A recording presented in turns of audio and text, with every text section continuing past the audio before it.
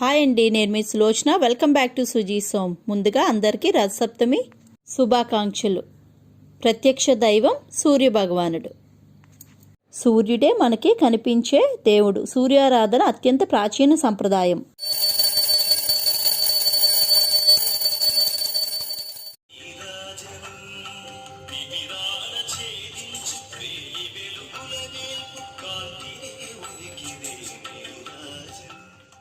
రథం ముగ్గు ఎలా ఉందండి? ఇది నేను మా ఇంటి ముందు వేసుకున్నాను. ఎలా ఉందో తప్పకుండా నాకు కామెంట్ సెక్షన్లో కామెంట్ చేయండి.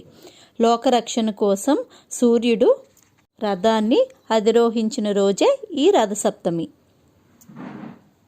ఆరోగ్యం, ఐశ్వర్యంతో పాటు దేనిని కోరేవారైనా సూర్యుని ఆరాధించాలి.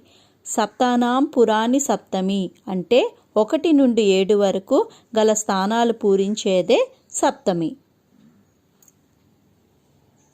సూర్య రథ గమనానికి కారణమైంది కనుక ఈ పండుగకు రథసప్తమి అని పేరు పెట్టారు పెద్దలు. కొందరు రథసప్తమినే సూర్య జయంతి అంటారు. కానీ నిజానికి సూర్యుడు పుట్టినరోజు కాదిది.